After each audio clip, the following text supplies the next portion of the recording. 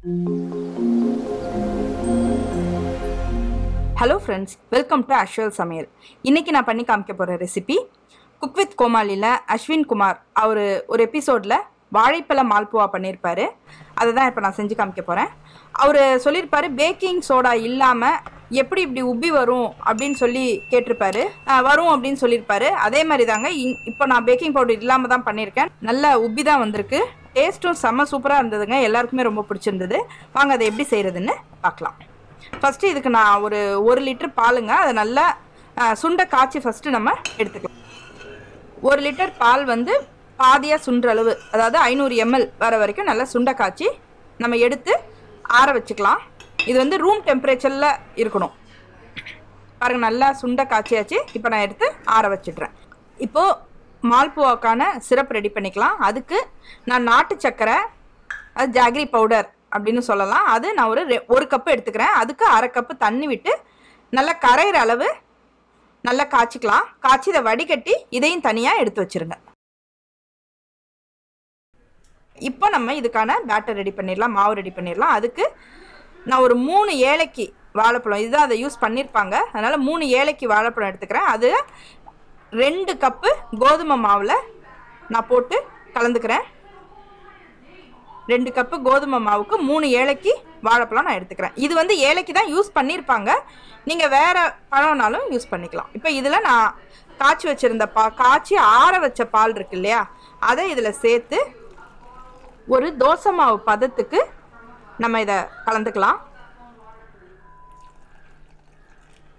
நல்லா கலக்கணும், லம்ஸ் இல்லாமல் நல்லா கலந்து விட்டுக்கணும். பாருங்கள், இந்த பதத்துக்கு கலந்து விட்டுக்கணும். இப்போ இதில் நான் ஒரு 2 டேபிள் ஸ்பூன் ரவை சேர்த்துக்கிறேன். உங்களுக்கு கலக்கும் போது பால் பத்தலைன்னா கொஞ்சம் ஆறின பால் இருந்தால் சேர்த்துக்கோங்க. அதில் ஒரு 1/2 ஸ்பூன் உப்பு சேர்த்துக்கிறேன்.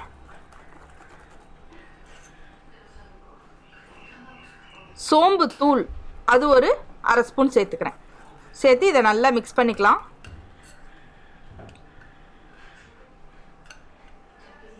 இப்போது மில்க் மேட், இது நல்லா ஒரு ஸ்பூன் மில்க் மேட் அவங்க யூஸ் பண்ணியிருப்பாங்க. நான் இதில் ஒரு 1/2 ஸ்பூன் மில்க் மேட் நான் யூஸ் பண்ணிக்கிறேன். ஏன்னா மில்க் மேட் நம்ம சேர்க்குறது வந்து டேஸ்ட் என்ஹான்ஸ் பண்ணி தான் கொடுக்கும். நான் இதில் 1/2 ஸ்பூன் மில்க் மேட் நான் சேர்த்துக்கிறேன். சேர்த்து இதை நல்லா மிக்ஸ் பண்ணிக்கோங்க. இது எல்லாமே அந்த எபிசோடில் வந்து அவர் சிவாங்கி கிட்ட என்னென்ன இன்க்ரீடியன்ஸ்லாம் கொண்டு வர சொன்னாரோ அதை பேஸ் பண்ணி நான் இதை செஞ்சுருக்கேன். உண்மையிலுமே டேஸ்ட் ரொம்ப நல்லாவே வந்ததுங்க. இப்போது நல்லா கலந்து விட்டு ஒரு 10 நிமிஷம் ஊற வச்சுடுங்க. இப்போ நல்லா நம்ம எண்ணெய் காய வச்சுக்கலாம். ஆக்சுவலாக அதில் வந்து நெய் யூஸ் பண்ணி செய்வாங்க. நீங்கள் நெய்யில் பொரிக்கிறதுனாலும் சரி, எண்ணெயில் பொரிக்கிறதுனாலும் சரி, நான் எண்ணெய் தான் காய வச்சுருக்கேன். இப்போ அதில் நம்ம ஒரு 1/2 குழிக்கரண்டி எடுத்து இந்த மாதிரி எண்ணெயிலேயே விடணும். நம்ம இதை விட்டோடனே பரட்டி போடக்கூடாது. கொஞ்சம் அது நல்லா ஒரு சைடு வெந்து எலும்பி வரும், அது வரைக்கும் நம்ம கொஞ்சம் வெயிட் பண்ணணும். பாருங்கள், நல்லா வெந்து எலும்பி வருது. இப்போ இந்த ஸ்டேஜில் நம்ம பரட்டி போட்டுக்கலாம்.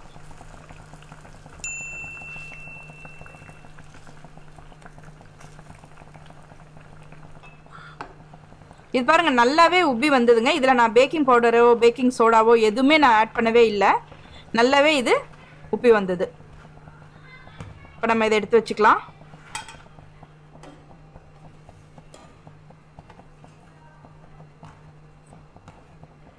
இது என்னென்னா, இதை நம்ம எடுத்து வச்சுட்டு சூடாக இருக்கிற போதே நம்ம ரெடி பண்ணி வச்சுருந்தோம் இல்லையா ஜாகரி சிரப், அதில் போட்டு இந்த மாதிரி பரட்டிடுங்க. சூடாக இருக்கும் போதே இதில் போட்டுடணும். போட்டு இதை நம்ம எடுத்து வச்சிட வேண்டியதான். அவ்வளோதாங்க, சூப்பரான வாழைப்பழ மால்புவா ரெடி. நம்ம சூடாக போடுறதுனால நல்லா சிரப்பை வந்து அது நல்லா உறிஞ்சிக்கும்.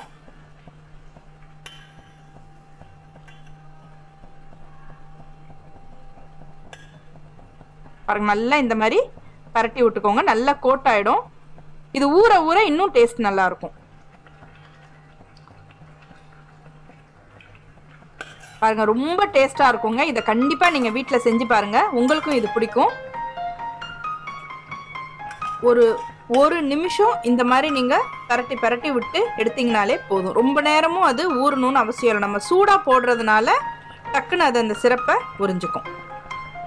பாருங்கள், இதை நீங்களும் வீட்டில் செஞ்சு பாருங்கள். கண்டிப்பாக உங்களுக்கும் இந்த ரெசிபி பிடிக்கும்.